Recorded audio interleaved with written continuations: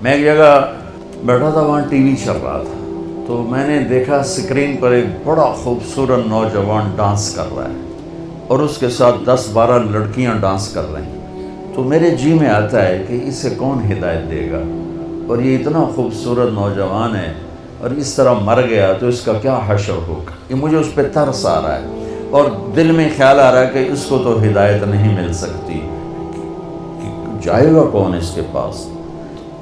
4 مہینے بعد میں کراچی میں ہوں، ایک نوجوان میرے پاس آتا ہے کہ ایک پاکستانی گلوکار آپ کو ملانا ہے۔ میں نے کہا ملا دو۔ جب وہ اندر آتا ہے تو وہ وہی ہے جس کو میں سکرین پہ دیکھتا ہوں، جنید جمشید۔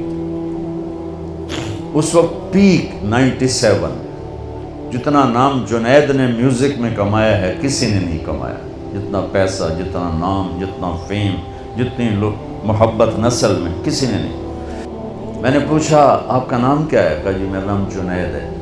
کیا کرتے ہو؟ کہا میرا میوزک سے تعلق ہے۔ میں نے کہا آپ گاتے ہیں بجاتے ہیں؟ کہنے لگا جی میں گاتا ہوں، دل دل پاکستان میں نے گایا ہے۔ اچھا۔ میں نے اس سے بات شروع کی، مجھے نہیں پتا میں نے کیا بات کی، تو وہ پہلے یوں منہ چھپا کے بیٹھا تھا، پھر اس نے یوں کپڑا ہٹا دیا اور ایسے کر کے میری سنتا رہا۔ پھر مجھ سے کہنے لگا ایک سوال کروں؟ میں کہا کروں۔ کہا ایک پاکستانی نوجوان جو خواب دیکھتا ہے کبھی ایسا ہوتا کہ ایسا ہوتا، اور جس گلیمر کو وہ خوابوں میں دیکھتا ہے وہ مجھے فزیکلی میرے پاس موجود ہے۔ میں تو اسے دیکھ چکا تھا اسکرین پر، وہ فزیکلی میرے پاس موجود ہے، لیکن یہاں اندھیرا ہے۔ سینے پہ ہاتھ رکھ کے کہنے لگا یہاں اندھیرا ہے، اور یہاں کہنے لگا یہ خالی ہے، یہ خالی ہے۔ ایسا کیوں ہے؟ میری تو ہر خواہش پوری ہے، پھر یہ کیوں ہے؟ یہ اندھیرا کیوں ہے؟ مجھے لگتا ہے میں وہ کشتی ہوں جس کے لیے کوئی ساحل کوئی نہیں۔ کیا خوبصورت بات اس نے کی۔ میں نے کہا تو بہت آسان بات۔ کہنے لگا کیا؟ میں نے کہا تمہیں درد ہو رہا ہے اس گھٹنے میں، تم میڈیسن لگا رہے ہو ٹیوب اس گھٹنے پر، یہاں درد نہیں، دوا لگانے کا فائدہ کوئی نہیں، یہاں درد ہے یہاں دوا جا نہیں رہا، تو تمہیں ٹھیک کیسے ہوگی؟ کہنے لگا میں نہیں سمجھا۔ میں نے کہا یہ جو خلا ہے تیرے جسم میں نہیں، تیری روح میں ہے۔ روح کو لڑکی کا نہیں پتہ، روح کو میوزک کا نہیں پتہ، روح کو شراب کا نہیں پتہ، نشے کا نہیں پتہ، اسے صرف 2 کا پتہ ہے، ایک اللہ جس نے اسے بنایا اور ایک اللہ کا نبی جس نے اسے اس کا صحیح طریقہ سمجھایا۔ ان 2 کے علاوہ کوئی غذا روح کی نہیں۔ مگر تم میں بھوک لگی ہو گا سکتے ہو کہ نہیں؟ پیاس لگی ہو گا سکتے ہو؟ نہیں۔ نیند چڑھی ہوئی ہو گا سکتے ہو؟ نہیں۔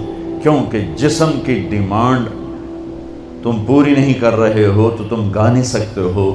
ایسے ہی روح میں ایک فریاد اٹھتی ہے جب اسے آپ اللہ کا تعلق نہیں دیتے، جب آپ نماز نہیں پڑھتے، جب آپ سچ نہیں بولتے، جب آپ حرام سے نہیں بچتے، جب آپ جھوٹ سے نہیں بچتے، جب آپ نافرمانی سے نہیں بچتے، جب آپ نشوں سے نہیں بچتے ہو، تو پھر اس کے اندر ایک فریاد پیدا ہوتی ہے، ایک پکار پیدا ہوتی ہے۔ وہ فریاد اور پکار وہ ڈپریشن بنتی ہے، وہ اینزائٹی بنتی ہے، وہ بیماری کچھ نہیں ہے، وہ صرف یہ ہے کہ اسے بھوک ہے تم روٹی نہیں کھلا رہے، اسے پیاس ہے تم پانی نہیں۔ دیکھو میں نے پانی ساتھ رکھا ہوا ہے پینے کے لیے کہ میں انہیں بیان کر رہا ہوں مجھے پانی ساتھ پینا ہے۔